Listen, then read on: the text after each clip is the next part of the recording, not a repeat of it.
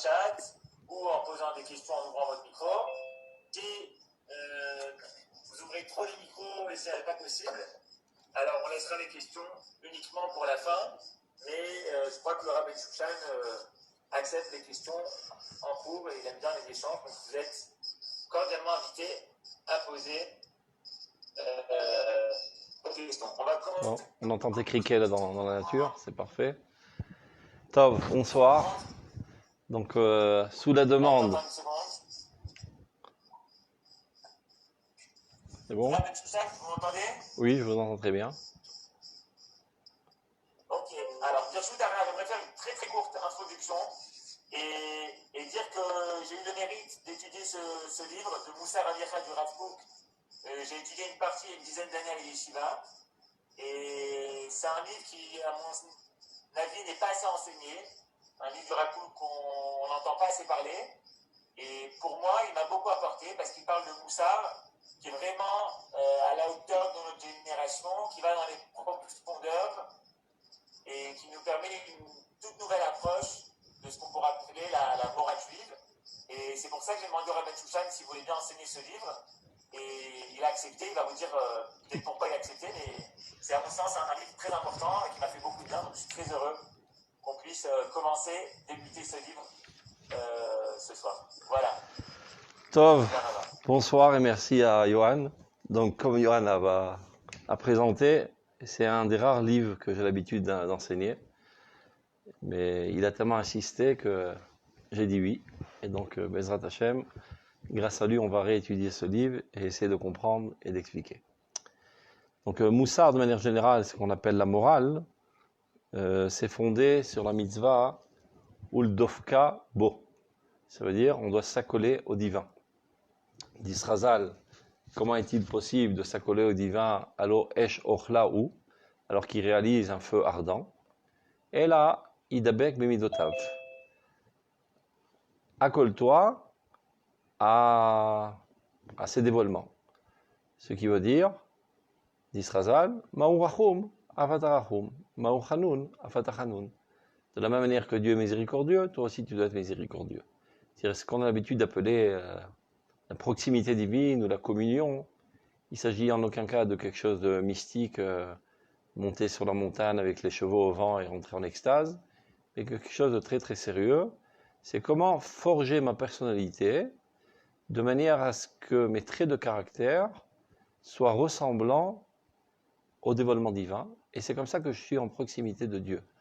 C'est-à-dire, être proche de Dieu, évidemment, il ne s'agit pas d'une proximité géographique. Comme je dis envers une autre personne, nous sommes des gens très proches l'un de l'autre. Ça ne veut pas dire pour autant qu'on est collés corps à corps. Il se peut que lui habite en Amérique et moi à Jérusalem, et que nous sommes des gens très très proches. En quoi on est très proches? Eh bien, on a des aspirations communes et toutes sortes de choses ressemblantes, c'est ce qui fait qu'on est proche l'un de l'autre. Donc quand la Torah nous dit Uldof Kabo, qu'on doit se rapprocher de Dieu, c'est dans ce sens. Fais en sorte que ton caractère, tes traits de caractère, tes aspirations dans la vie soient identiques, tant bien que mal, au dévoilement divin, et en cela, on peut parler de proximité. Ça veut dire, de manière plus profonde, que le divin, qui lui est infini, lorsqu'il apparaît dans ce monde, ben, il doit apparaître dans des cheminements finis et définis. Donc de son infinité, entre autres, par exemple, il apparaît dans un cheminement qui s'appelle Midat Arachamim. Il est miséricordieux. Et donc voilà que ce flux de Rachamim, de miséricorde divin, vient jusqu'à moi. Maintenant, si moi, dans ma tête, j'ouvre une petite lucarne qui permet à ce flux de me traverser, alors il y aura proximité. Donc, que veut dire cette métaphore, ouvrir une lucarne? Eh bien, ça veut dire que moi aussi, je sois Rahman. Si mon tempérament, mon trait de caractère, de manière continue, constant, est d'être miséricordieux, alors la miséricorde divine a où s'apposer dans ma personnalité, me traverser et apparaître à travers moi. Alors on parlera de d'écoute. Mais si par contre, moi je suis quelqu'un de cruel, alors c'est obstrué et le flux ne peut pas passer. Donc toute la voda des midot, c'est en fait de s'ouvrir devant le divin et de devenir de plus en plus ressemblant au divin. Et plus on est ressemblant au divin, plus on acquiert aussi les caractères divins, les pouvoirs divins, les capacités divines, jusqu'à qu'on en arrive à une situation, Vatikzor Omer Vayekomlach, Tzadik Gozer Vakadosh Baruch Hu Mekayem, ce qui veut dire, évidemment, Kadosh Baruch Hu n'est pas au service du tzaddik, mais tout simplement car ce tzaddik ne fait qu'exprimer fortement, avec un enthousiasme, avec une sincérité profonde, la volonté de Dieu, et étant lui en proximité de Dieu, Atem Advekim Hashem Elohim Chaim Kulechem Ayom, il acquiert certains caractères divins, pouvoirs divins, et de la même manière que Kadosh Baruch Hu, en parlant, il crée, Vayomer Hashem Yehi Or Vayi Or, ben le tzaddik lui aussi, lorsqu'il parle, il a une parole créatrice en continuité de la créativité divine qui est en lui. Donc c'est ça toute la Avodat à Moussar. Et Moussar, je fais une petite introduction générale qui n'a pas tellement de rapport avec le livre, mais pour qu'on comprenne et qu'on se situe quelle discipline on est en train d'étudier. Moussar, Zemelachon, les yasser. Les yasser, ça veut dire faire souffrir. On se demande pourquoi on doit se faire souffrir, on n'est pas des mazos, et Dieu n'est pas un sadiste. En fait, il y a ce qui s'appelle Chiluf Otiot. Les yasser, qu'on écrit avec un samer, peut aussi s'écrire avec un sin, et qui rappelle les yacher, qui vient redresser, rectifier le chemin. Pourquoi a-t-on besoin de redresser et de rectifier tout en créant une certaine douleur? Et bien parce qu'on est tous avec certaines tendances pas tout à fait au point. Il y en a qui naissent un petit peu trop radins, d'autres un petit peu trop dépensiers. Et pour se redresser, dit le Rambam, il faut aller à l'autre extrémité. Et ça fait un petit peu mal. C'est-à-dire, si ton bras est tordu, et ben, quand on te le redresse, ça fait mal. Et ben, de même, si tu as une tendance à l'avarice, et que pour guérir, pendant une certaine période, tu dois être dépensier, ça fait mal. Oui, c'est bon, c'est vrai que ça fait mal, mais c'est un remède qui finalement me ramènera au juste milieu, et c'est là qu'on rencontre le divin. Car Akadosh Baruch Hu, qu'on a dit précédemment, qui est infini, lorsqu'il apparaît dans ce monde qui lui est fini, donc il apparaîtra toujours dans un point qui a une certaine ressemblance avec l'infini. Qu'est-ce qui caractérise l'infini? Eh bien, c'est qu'il englobe tout.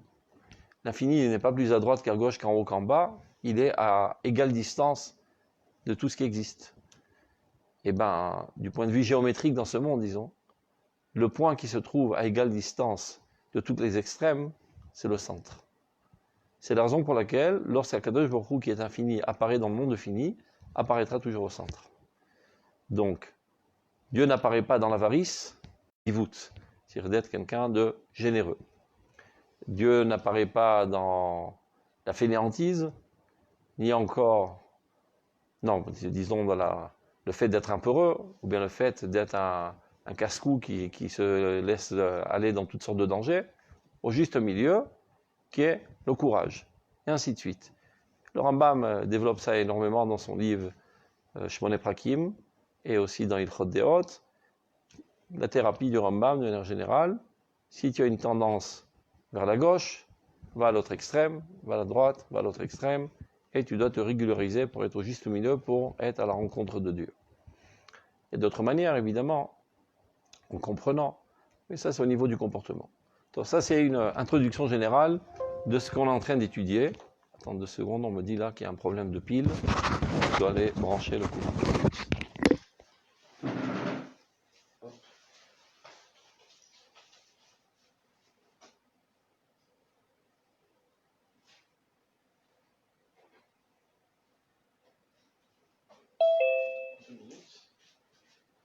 J'arrive.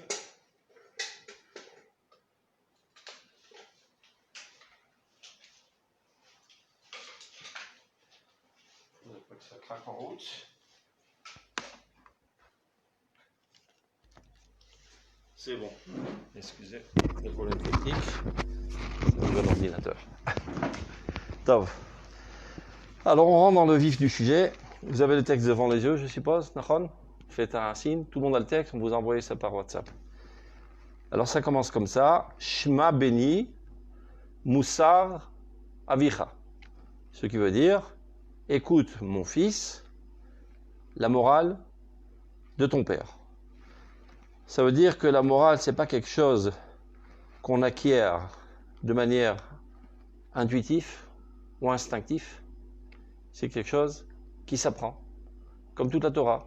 Veshinantam levanecha, ton père est censé t'enseigner, pas toujours ton père biologique, ça peut être ton père spirituel, c'est-à-dire ton rabbin, et quoi qu'il en soit, c'est quelque chose qui nécessite une étude. Très souvent, les gens ne comprennent pas l'importance de l'étude du Moussar. Dans l'introduction du Mesilat Yesharim, qui est le livre de morale par excellence, le plus systématique, disons, il parle de ça. Il dit, malheureusement, c'est une discipline totalement abandonnée pour deux raisons. Première raison, c'est parce que ça paraît banal. On ne voit pas exactement qu'est-ce qu'il y a à étudier dans ce sujet. Bon, il faut être attentionné, bon, ma mère me l'a toujours dit. Il ne faut pas être fainéant, ma mère me l'a toujours dit. Il ne voit pas qu'est-ce qu'il y a tellement à s'approfondir dans cela. Alors il en résulte de cela, dit le Ramchal, c'est que les gens intelligents, qui ont vraiment des capacités intellectuelles développées, ça donne à des études comme les mathématiques, la physique, la chimie, etc. Et ici, ils sont dans le Kodesh, dans la Halacha, dans le Shas Poskim, etc. Et ils délaissent ce domaine pensant que c'est fait pour les idiots. Parce qu'il n'y a pas tellement quoi apprendre, ce sont les vérités de la palisse, a priori. Donc ils n'étudient pas la morale. D'autre part, il y a des gens qui, eux, ne sont pas tellement intelligents. Ils ont une cervelle un petit peu molle. Et pour eux, les études profondes, ça leur prend la tête. Aussi bien dans le profane que dans le Kodesh. Et donc eux, ils prennent ces livres de morale et ils les lisent. Mais ils pensent comprendre. En fait, ils se chantent la morale. Ils s'enthousiasment de la morale. On dit ça en yiddish, mais davnen. Ils prient la morale 10 minutes avant de faire mincha, avec beaucoup d'enthousiasme, etc. Pensant que par là, ils ont compris ce que voulait dire ce livre, et c'est une grosse erreur. Car si on parcourt tout le livre de Mesilat Yesharim, les mots qui sont les plus répétitifs sont des mots du domaine de l'intellectualisme. Comme il dit, Kasher Tavin, Kasher Taskil, Kasher Tidbonen, tout ça c'est du lexicon de l'intellect et pas du sentiment. Donc il s'agit d'une étude très profonde, comme toute étude, c'est une recherche, essayer de mettre en évidence les contradictions et chercher comment solutionner les contradictions, pour finalement comprendre exactement qu'est-ce qu'on veut de nous, qu'est-ce que Dieu attend de nous, de quelle manière forger notre personnalité. Et donc si on n'a pas fait tout ce travail laborieux, et qu'on pense qu'on puisse comprendre comme ça par une première lecture enthousiasmante, bon, finalement on n'a pas compris, et on forge notre personnalité n'importe comment, et en fait nous sommes des gens totalement tordus dans notre personnalité, et nous sommes des gens immoraux. Donc il en résulte de ça, dit le Ramchal, que aussi bien les intelligents que les idiots en ressortent immoraux. Les intelligents parce qu'ils n'ont pas étudié, pensant que c'est trop bas pour eux. Les moins intelligents parce qu'ils ne sont pas capables d'étudier, parce qu'ils se le chantent seulement. Et personne finalement n'apprend la morale. Et donc, ils crient, comme tous les plus géants de toutes les générations, à l'importance d'étudier ce domaine qui est le moussar. On retrouve aussi le même appel, le même cri dans le livre Chovot Alvavot, Rabbeinu Bachye Ben Pekouda, qui dit, il raconte une histoire qu'une fois un Talmid Chacham est venu poser une question très pointue sur Inéné Girushin. Alors il lui répond, avant de poser ces questions si pointues, as-tu étudié d'abord les fondements essentiels du judaïsme, c'est-à-dire les fondements de la Emouna, les fondements de la morale, c'est-à-dire avant d'aller prospecter dans les contrées les plus lointaines, les domaines les plus pointus, les bases essentielles de la proximité de Dieu, qui est la morale. Et si ça tu l'as pas étudié, eh ben tu m'excuses mon pote, comme on dit, tu marches à côté de tes pompes. Et on retrouve ça même bien plus lointain dans l'histoire, à l'époque de Ishayahu, qui dit Tofse a Torah lo yidaouni. Les détenteurs de la Torah ne me connaissent pas. Ils pensent être les grandes figures du judaïsme et tout le monde les considère comme tels. Parfois, ils sont médiatisés comme des grands et des géants du judaïsme et de la Torah, mais n'ayant pas étudié les fondements de la Emouna et la morale, finalement, ils ne savent pas comment se rapprocher de Dieu et de fait, ils sont très loin de Dieu, pensant qu'ils sont près de Dieu parce qu'ils dominent pas mal de connaissances techniques, mais le lien intime avec Akadosh Baruch Hu, ils ne l'ont pas. Leur Emouna est très primitive, leur crainte de Dieu est aussi très infantile. Donc de fait, Tofser Torah Loïdaouni, d'où l'importance d'étudier ces domaines-là. Donc Shema Beni Moussar Avicha, c'est quelque chose qu'il faut écouter de nos prédécesseurs, nos parents, nos enseignants, et tout ça a été transmis par la tradition depuis Moshe Rabbeinu, qui a reçu la Torah du Mont Sinaï, V'Moussar Ali Yoshua, etc. Ve'en Moussar et la Divrei Torah. Donc il a besoin de rajouter cela aussi. Le Moussar, c'est de la Torah. Il y en a qui pensent, bon, la morale, bon, même les goïms, ils savent c'est quoi la morale. C'est pas un domaine d'étude de la Torah, c'est un amuse-gueule, c'est sympa, mais on va pas faire du bitoul Torah pour étudier la morale quand même. Non. El Moussar et la Divrei Torah. Le Moussar est une partie intégrale de l'étude de la Torah. Chez les marches, Ma Beni Moussar Vicha, comme il est dit, écoute mon fils la morale de ton père. Donc c'est quelque chose qui nécessite une étude. Même dans le Messilat Yesharim, je fais exprès de faire toutes sortes de corrélations entre les livres parce que on parle de manière générale de la discipline, après on rentrera dans le livre. Messilat Yesharim aussi, il est fondé sur la Imra de Rabbi Pinchas ben Yair. Zirut, Mevia les Zrizut, Zrizut les Nekiut, Nekiut les Chassidut, et ainsi de suite, jusqu'à Ruach HaKodesh, etc. Donc il y a tout un engrenage. Seulement après que tu as la Zirut, tu peux arriver à la Zrizut, etc. Mais ce qu'on oublie, que dans la Imra de Rabbi Pinchas ben Yair, le premier mot qui figure, Torah Mevia l'idée Zirut. Zirut l'idée Zrizut, etc. Et ce qui est surprenant, quand on parcourt les chapitres du livre de Messilat Yesharim, alors on voit qu'il y a un chapitre qui parle de la Zirut, un autre de la Zrizut, un autre de la Nekiut, un autre de la Chassidut. Et où est le chapitre qui parle de la Torah? Si c'est fondé, c'est calqué sur la Imra de Rabbi Pinchas ben Yair, eh bien le premier chapitre. Ma chovato shel adam ba'olamo. Quel est le rôle de l'homme dans ce monde?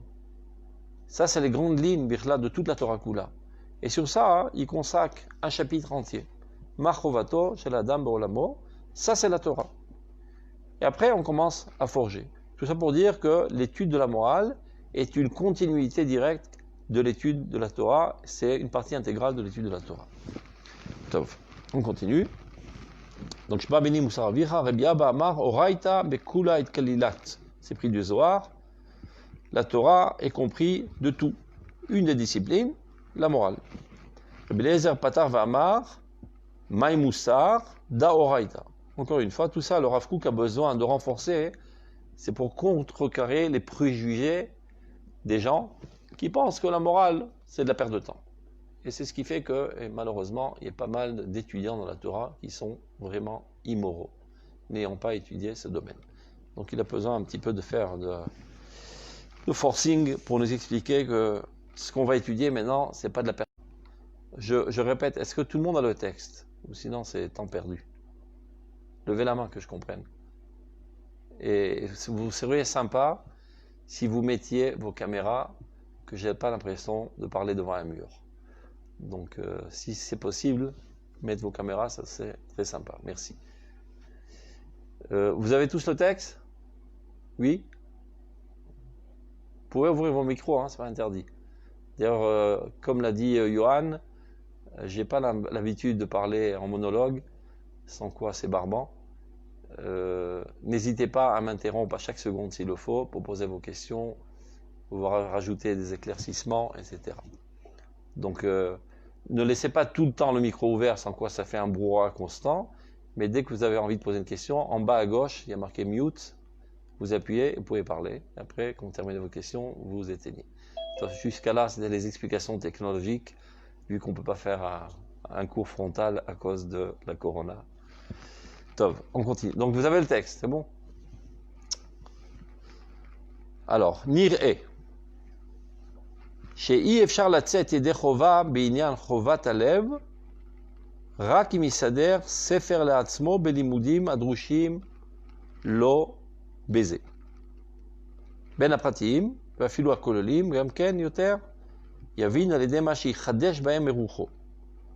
ומי שהוא כבר באופן זה של הדעת, שיכול להעריך מערכה שכלית בעצמו, אי אפשר לו לבוא על השלמות, אם לא יעבוד בשכלו בזה. On traduit. Apparemment, dit le Rav, il est impossible d'être acquitté de ce domaine d'étude qui s'appelle Chovat Alev, l'obligation des corps.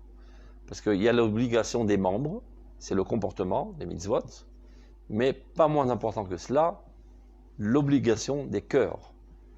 Et quand je dis pas moins important, c'est pour ne pas trop choquer les esprits, en fait c'est beaucoup plus important. Comme il est dit, Rachamana liba bae. Ce qu'Akadosh Baruch Hu veut d'abord et avant tout, c'est le cœur. Car si le cœur n'y est pas, ben rien n'y est. Comme l'exemple que je donne toujours, c'est un mari qui dit à sa femme, n'est-ce pas que je suis un mari exemplaire? Ah bon? Eh ben oui, regarde, je fais la vaisselle, je lave le linge, je prends les gosses à l'école, et j'apporte de l'argent à la maison. Je fais énormément de choses. Je suis un mari exemplaire, Nachon, idéal. Mais sache que mon cœur va vers la voisine d'en face. Alors elle lui dira, va au diable. Avec tous tes comportements, ça ne sert à rien. Si j'ai pas ton cœur, je n'ai rien. De même, Akadosh Baruch Hu dit, le service divin, c'est pas payer des impôts, toutes sortes de corvées à remplir tous les jours pour calmer le courroux de Dieu. Ça commence d'abord avant tout par un amour de Dieu, un lien intime avec Dieu, une volonté suprême d'aller dans le même sens que l'idéal divin. Ça s'appelle Chovot Alevavot, les obligations des cœurs. Ce n'est qu'après qu'on est acquitté des obligations des cœurs qu'on commence à traduire ça au niveau du langage corporel, qui est l'application des mitzvot. Donc il dit le Rav, Iefchar la tzet yeder chova binyan chovat alev, c'est-à-dire on ne peut pas envisager de pouvoir être acquitté de l'obligation des cœurs, rak imisader sefer leatzmo belimudim, seulement si on se met à s'écrire un propre livre pour nous-mêmes. Chacun de nous doit s'écrire son propre livre de morale. Adrushim lo baiser, et chacun sait exactement ce qu'il a besoin. Qu'est-ce que ça veut dire? Pas tout le monde est un écrivain et qui est capable d'écrire une créativité littéraire, etc. Ça veut dire que lorsque tu étudies, des fois, il y a certaines choses qui te parlent très fortement. Que tu sais, c'est exactement ce qui te manque dans la vie pour te parfaire. Ah, ce point-là, je le mets de côté, ça c'est pour moi. Toute la Torah est pour moi, mais ça c'est spécialement pour moi. Je sais d'afin que dans ce domaine, je suis un petit peu faiblard, c'est en cela que je dois me renforcer. Ça je dois me le marquer sur un papier. Parce que, il y a même le Maharsha qui explique que la véritable étude de la Torah ne se fait pas seulement par une lecture, mais par une compréhension profonde. Et très souvent, la meilleure manière de comprendre, c'est d'écrire. Parce que quand tu es amené à devoir écrire, tu es obligé d'avoir une pensée très très claire. Une pensée bien dite est une pensée bien conçue. À plus forte raison, une pensée bien écrite est une pensée encore mieux conçue. Des fois, tu dois saliver énormément et être totalement entier avec la formulation de la phrase, seulement si tu es persuadé que ça reflète totalement ta compréhension. Donc, pour être assuré d'appliquer parfaitement l'Imut Torah, il ne suffit pas de lire et de comprendre comme ça vaguement, de manière abstraite, ou même de l'expliquer oralement. Le mieux, toujours, c'est de l'écrire, dit le Maharsha. Donc, à plus forte raison, cette discipline de la morale, qui est le fondement essentiel sur lequel tout le bâtiment de notre personnalité repose, dit le Rav Kook, c'est quelque chose qu'il faut écrire. Et d'ailleurs, tout le livre qu'on va étudier maintenant, qui s'appelle Moussar Avicha, en fait, c'est un livre qu'il a écrit pour lui-même. Se rappeler, ça et là, les fondements essentiels qui le serviraient à sa Avodat Hashem propre.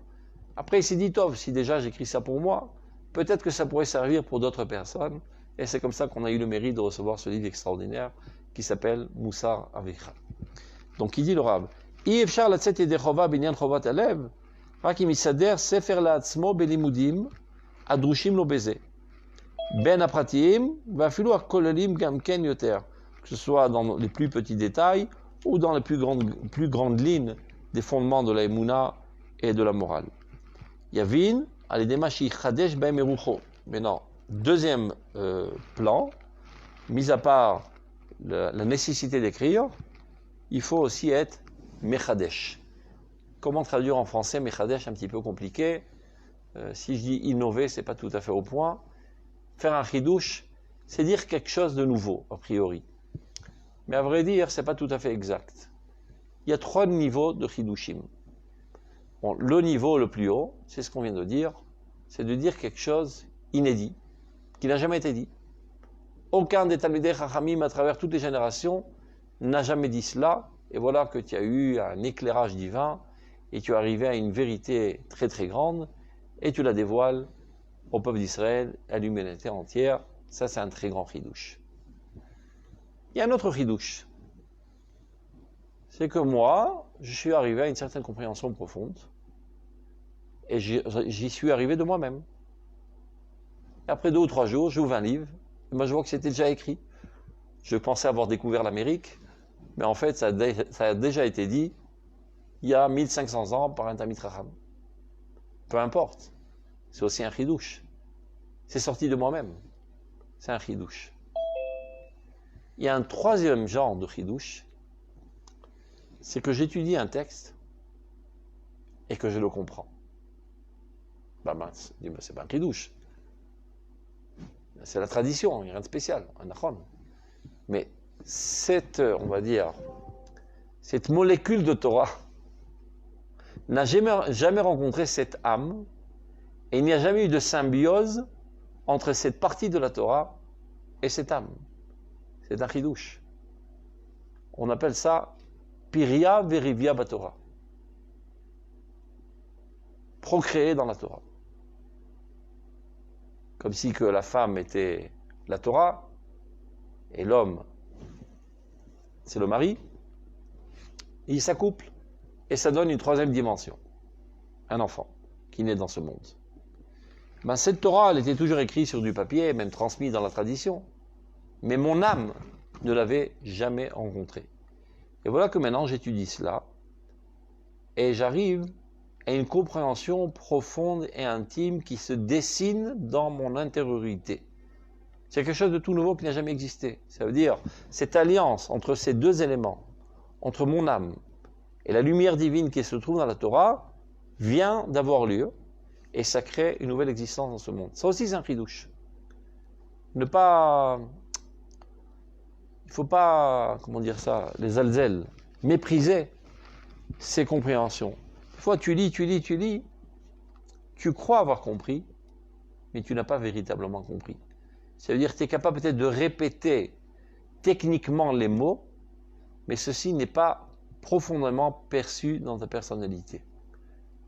C'est l'histoire d'un prof qui raconte qu'une fois, j'ai enseigné un cours de mathématiques devant mes élèves, ils n'ont rien compris.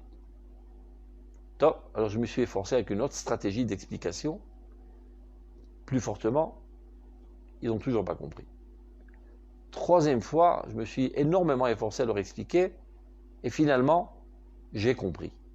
Parce qu'en fait, il ne faisait que répéter comme un perroquet, sans lui-même comprendre le fond du sujet qu'il était en train d'expliquer.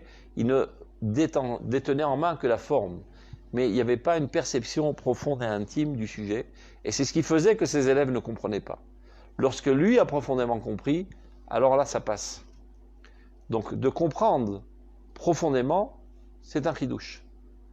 C'est ce qui s'appelle les tsayer banefesh, dessiner dans l'âme. Pas seulement enregistrer.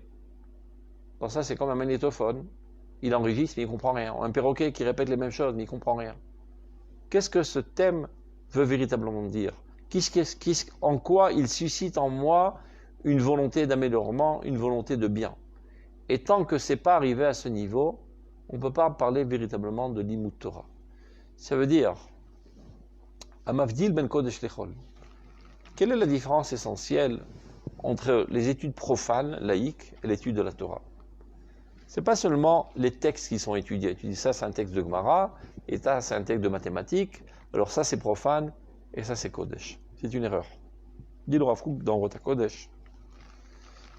Limuda Kodesh, C'est dvarim chez mecholelim ma'apecha ba'ratzon. Tout ce qui suscite une révolution dans la volonté vers le bien, c'est Kodesh. Sinon, c'est Chol. Tu as écouté un cours extraordinaire, fulgurant, plein de feux d'artifice, avec un enrichissement intellectuel extraordinaire dans le domaine du Talmud, mais tu n'as pas bougé d'un millimètre dans l'intensification de ta volonté du bien. Tu n'es pas meilleur après cette étude. Tu n'es pas plus amoureux du bien, plus motivé à faire le bien. Eh bien, sache que toutes ces études étaient Chol. Bien qu'a priori, tu étais pendant 1 heure dans un cours, tu as étudié 1 heure de Talmud.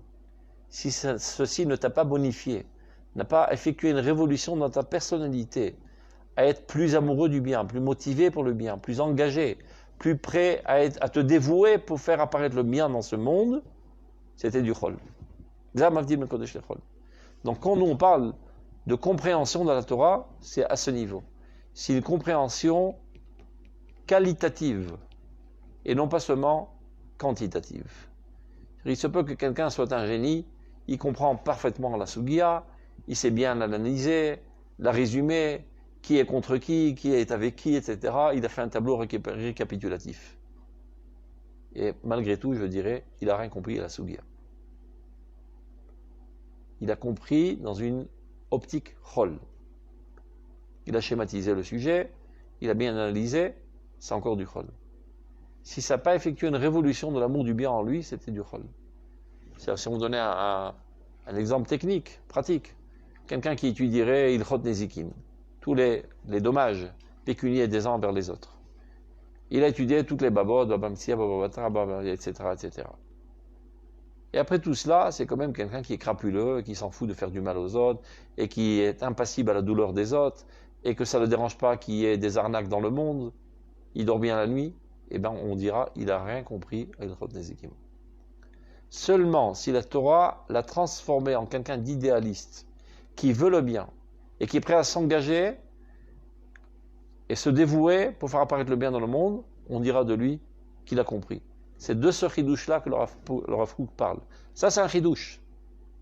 D'avoir compris le message qui est dans le fond du texte, qui vient susciter une volonté positive de bien, d'idéal. Ça s'appelle un chidouche. Alma shichadesh bemerucho. Et chacun a son grain de sel et de poivre à rajouter. Ce que toi tu perçois, c'est pas ce que moi je perçois. C'est toujours comme ça.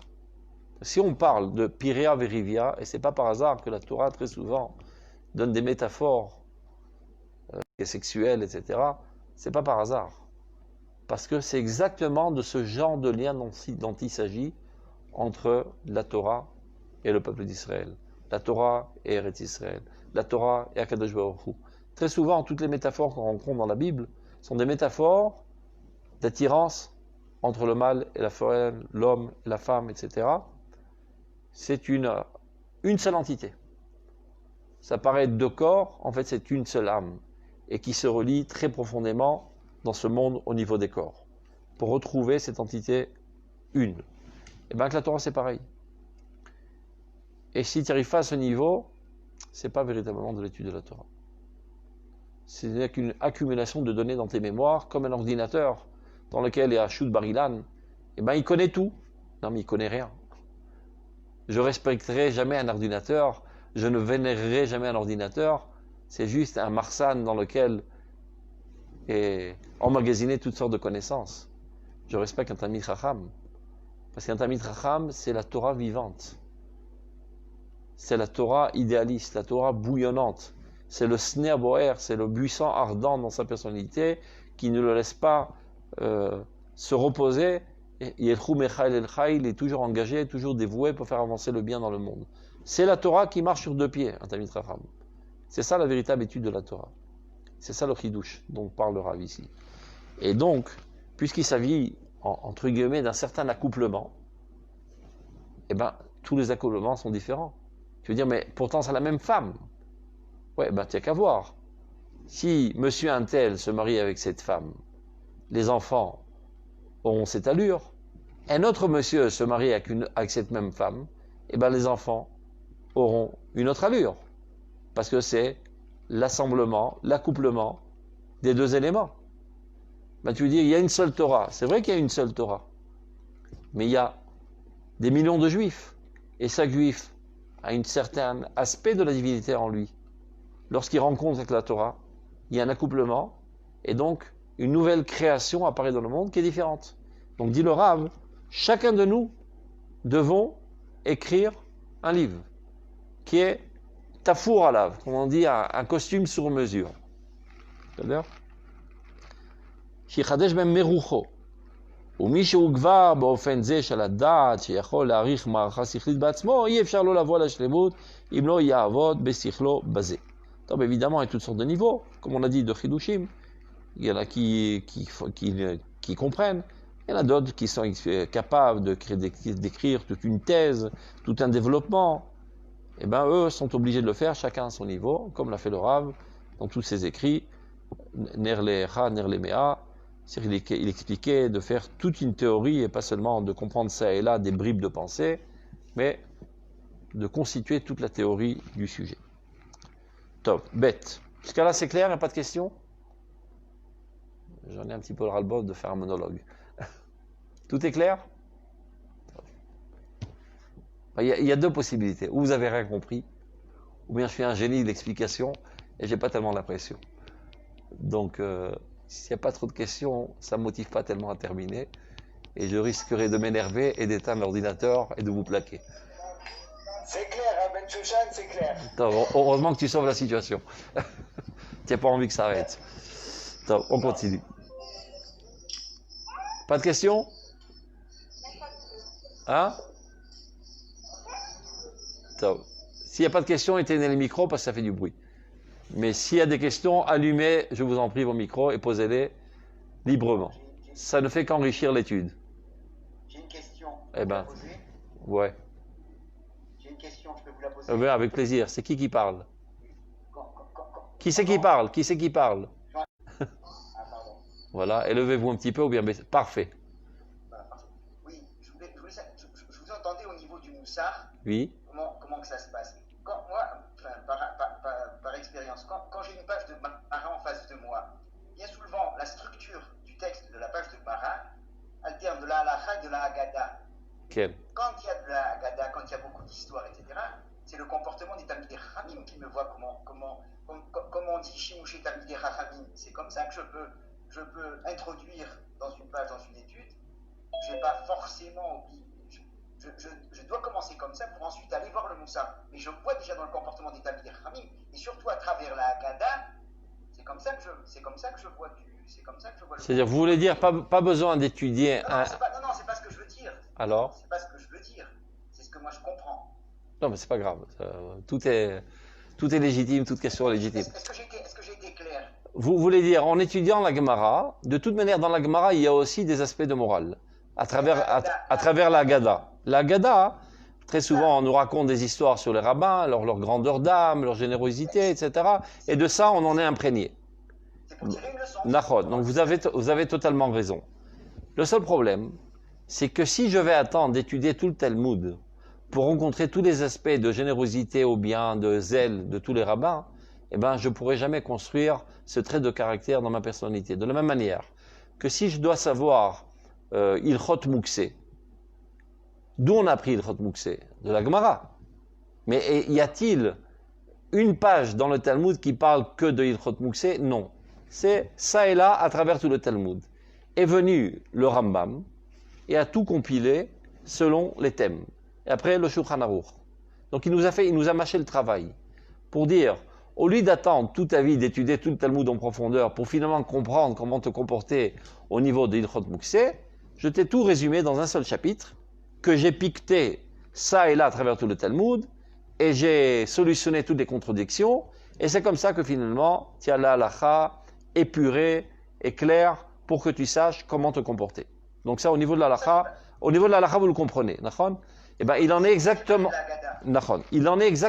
de même au niveau de la Emouna et au niveau du Moussar.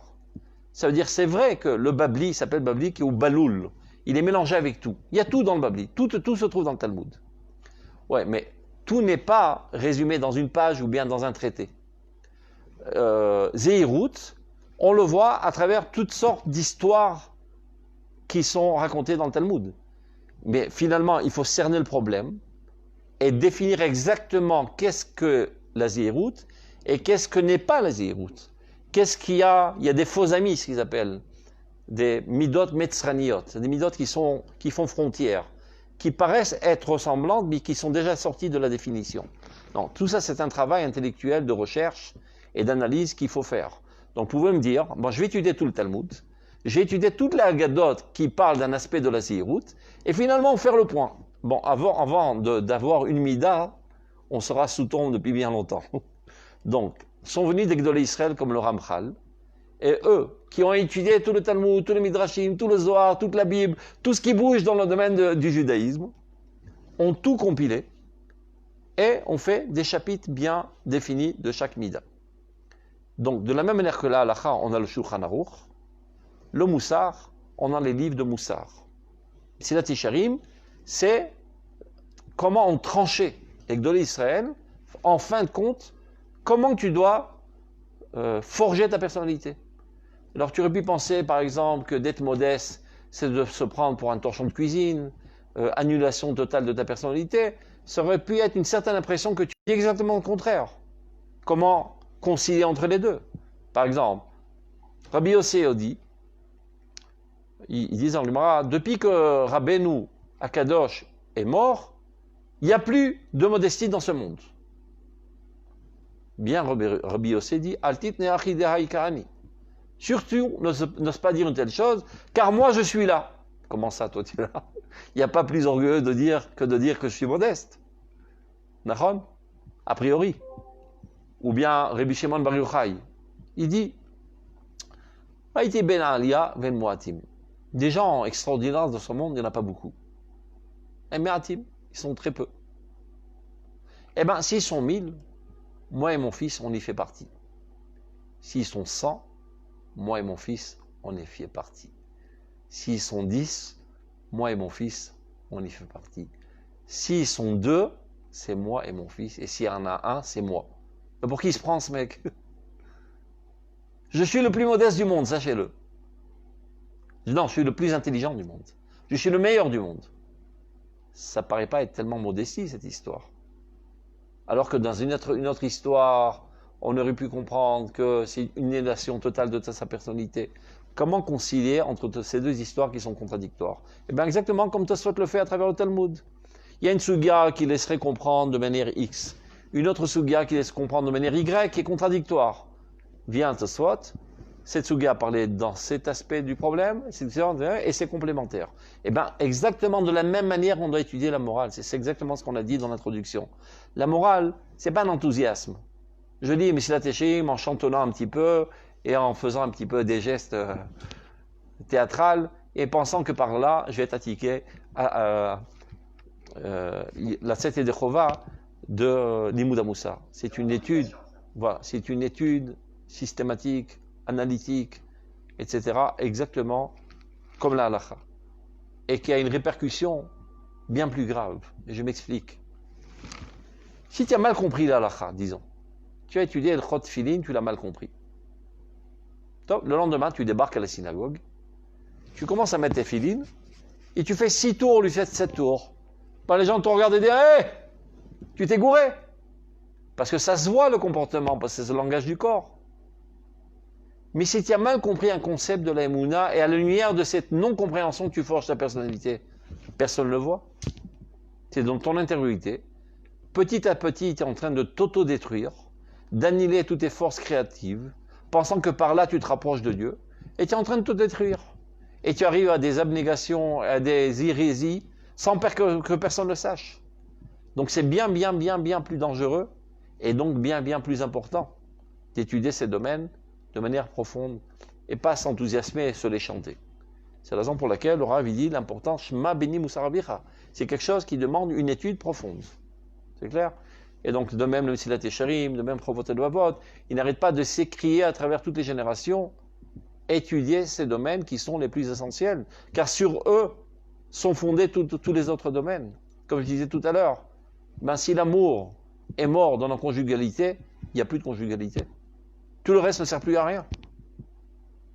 Si ce lien intime avec Akadosh Baruch Hu n'existe pas, si tu ne comprends pas Bichlal, quel est l'idéal divin auquel tu dois adhérer, et te dévouer et te mobiliser, et tu vas à contresens. Par contre, tu mets tes tefilines, tu manges cachère, etc. Mais quelle est la finalité de tout le judaïsme? À quoi tout cela rime? À quoi tout cela amène? J'en sais rien. Donc tu arrives à des non-sens. Et le pire, c'est quand tu diriges une communauté ou tu diriges le peuple d'Israël. Si toi, tu n'as pas compris quel est l'itinéraire de l'histoire, alors qu'on arrive à des croisements de l'histoire, tu ne sais pas comment diriger le peuple d'Israël. Et tu dis au peuple d'Israël, par exemple, c'est un petit peu dangereux de monter en Eretz Israël parce que là-bas, il n'y a pas tellement de spiritualité. Alors qu'en exil, nous sommes très forts en spiritualité. Alors restez ici. Surtout n'allez pas en Eretz Israël. Il va à contresens de la volonté divine, qui parle de la réunion des exilés. Et en plus, quand il donne des conseils si idiots, il se peut qu'après qu'il y ait un grand antisémitisme et Hitler qui monte au pouvoir et qui tue 6 millions de juifs. Va réparer après cette trajectoire de l'histoire insensée, qui est le fruit de mauvais conseils de gens qui n'ont pas compris les fondements essentiels du judaïsme, alors que c'était des techniciens et des jongleurs de la halakha. Mais les grandes lignes essentielles du judaïsme, ils ne l'ont pas appris par nonchalance, par fainéantisme ou par mode, parce que ce n'est pas la mode.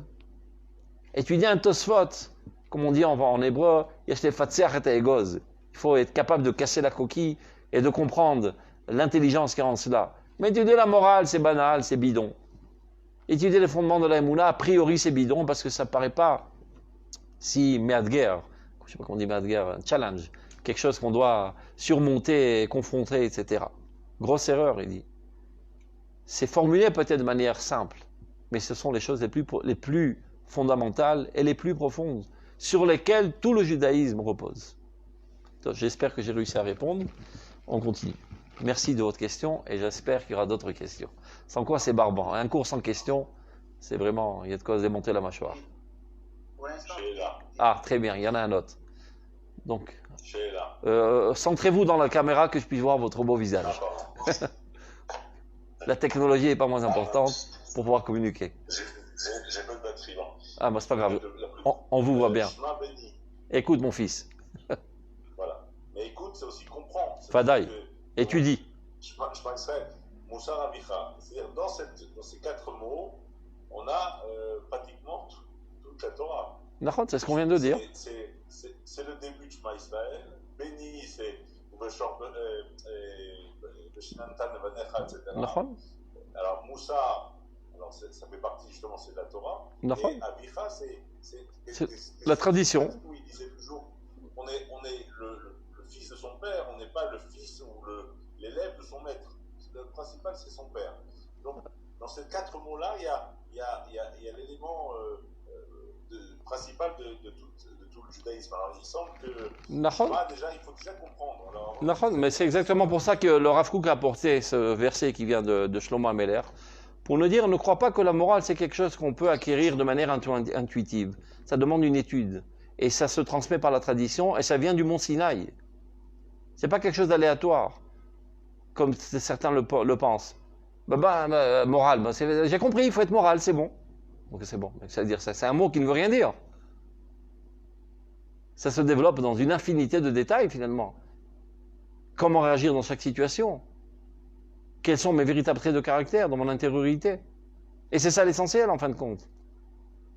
Ou le dof kabos, de se rapprocher de Dieu.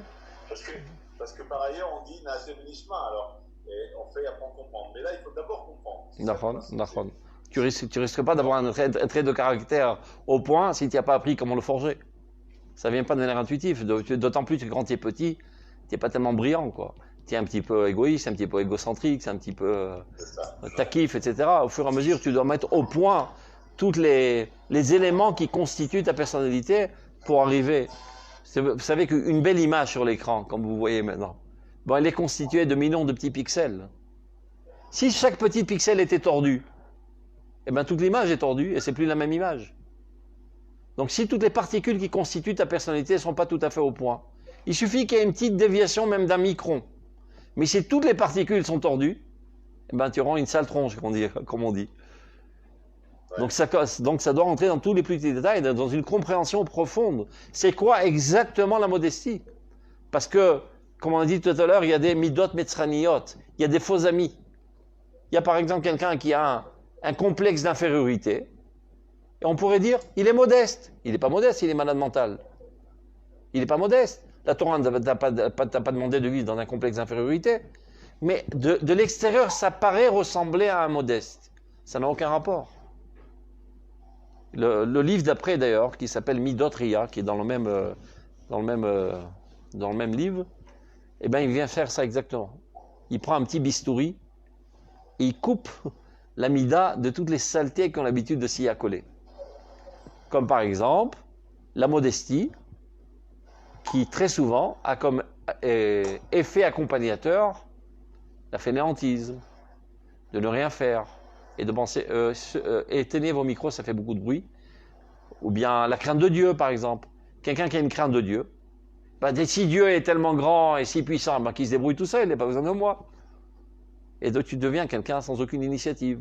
Et tu penses que tu es dans l'Irat Shamaim, en fait, il n'y a aucun rapport avec l'Irat Shamaim. Donc tous ces sujets-là, si tu ne les as pas étudiés parfaitement, tu marches totalement à côté de tes pompes. Et toute ta vie est gâchée. Et tu penses avoir eu un itinéraire de Dvekut Bachem, quand tu arriveras, bon là, Mahémet, on te dira, mon pote, tu y allais totalement à contresens. Tu étais un robot qui a appliqué peut-être à la lettre la halakha, mais ta personnalité, tes aspirations, ton idéal, étaient totalement contraires à l'idéal divin. Donc en fait, tu étais déconnecté de Dieu. Donc tout commence par cela. Clair? On continue.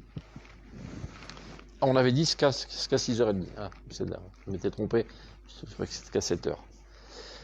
Donc, bête, on commence et on continuera la semaine prochaine.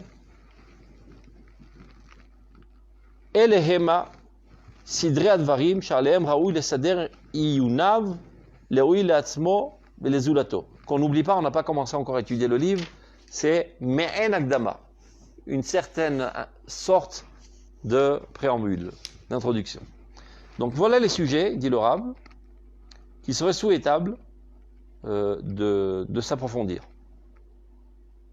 Amitat Geder Emuna. Tsurata kemoshii meushevet banefesh ve'echrecha ve'godel amitata she'en gvul ba'emet lemala mize al pi dvarim mevurarim umeumatim besechel ubechush kamefursam. On traduit. Amitat Geder Emuna, la véritable définition de la Emuna. Bon, alors tu dis à quelqu'un, tu es Ma'amin? Mais bien sûr que je suis Ma'amin. Et c'est quoi la Emuna? Eh ben, la Emuna, c'est d'être croyant en Dieu. Ah bon? Tu es Ma'amin? Oui, je suis Ma'amin. Et c'est quoi la Emuna? Il ne sait pas. Il ne sait pas c'est quoi la Emuna. Il croit par erreur que la Emuna, c'est de croire que Dieu est un. Bon, ça, ce sont les contenus de la Emouna, ce n'est pas la Emouna elle-même. C'est de croire que Dieu voit ce qui se passe dans ce monde. C'est d'heure. Ata Ma'amin, il dit oui, mais il n'est pas Ma'amin. Parce qu'il ne sait pas c'est quoi la Emouna, donc il ne risque pas d'être Ma'amin.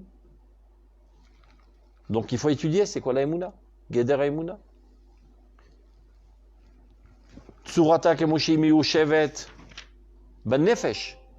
Comment elle est bien assise dans ton âme. C'est-à-dire, très souvent, je donne un exemple. Tu dis à quelqu'un qui se prétend être religieux, qui appartient au club des religieux, qu'est-ce qui est plus important? Le Kodesh ou le Chol? Mais il va te dire, mais évidemment, le Kodesh. Alors comment ça se fait que 99% de ton temps, tu l'investis dans le Chol? Ben parce qu'il faut bien que je mange et que je travaille, que je me fais une belle bagnole, une belle voiture, une belle truc, une belle maison, etc. Mais tu as dit que le Kodesh était plus important. Alors pourquoi tu n'accordes pas de temps au Kodesh? Il le dit pour s'acquitter des obligations sociales. Mais il ne le ressent pas, il ne le vit pas. Donc il se prétend être Ma'amin, en fait il n'est pas Ma'amin. S'il était véritablement Ma'amin, quelque chose que tu aimes, avec lequel tu es profondément lié, ben tu t'y adonnes corps et âme. Tu aimes ta femme, tu es toujours là à l'aider, tu aimes tes enfants, tu es toujours là à les aider, tu es toujours là à leur écoute, toujours là à les pousser, à les encourager, parce que c'est quelque chose que tu portes à cœur. Mais quelque chose que tu t'en fous. Ben, tu repousses et tu repousses et tu repousses en espérant que tu le feras jamais. Bien que quand on demande, tu dis ouais, évidemment, c'est très important, très important. Azelo emuna shemiyushevet balev. Ce n'est qu'une emuna déclarative. Donc, c'est ce qu'il dit le Rav. Que d'abord, avant tout, amitat geder emuna, une véritable définition de la emuna. Secondement, tsurata kemoshei miyushevet benefesh. Comment qu'elle doit s'asseoir dans ta personnalité. Comment que tu dois la vivre totalement, cette émouna. L'émouna, c'est pas encore une composante de ta personnalité. Comme si que, voilà, j'étudie les maths, la physique, j'aime bien jouer de la guitare, j'aime bien faire du sport, j'aime bien faire de la piscine, et j'aime bien aussi être ma'amine. Non, tu n'as rien compris. L'émouna, c'est toute ma vie et rien d'autre. C'est le background. C'est la totalité de ma personnalité. Et tout ce que je le fais en émouna. Parce que je suis ma'amine, j'étudie. Parce que je suis ma'amine, je me marie. Parce que je suis ma'amine, je monte en Eretz Israël. Parce que je suis ma'amine, je mange. Parce que je suis ma'amine, je fais du sport. Tout est le fondement total de toute ma personnalité. Shen vul bemet le mal amisé, alpid varim et vuarim. Et rien n'est plus important et plus grand que cela. Mais c'est quelque chose qui doit être profondément compris intellectuellement, profondément ressenti au niveau du cœur, etc. Donc, on ne va pas allonger parce que c'est déjà l'heure. Donc on continuera la semaine prochaine en espérant qu'on a compris quelque chose et que la semaine prochaine on comprendra davantage. Portez-vous bien. À la semaine prochaine à la même heure. Essayez d'être à l'heure pour qu'on puisse commencer à l'heure et terminer à l'heure. J'aime bien être précis, d'autant plus qu'il y a d'autres cours qui nous attendent après. Kol Touv. C'était un plaisir.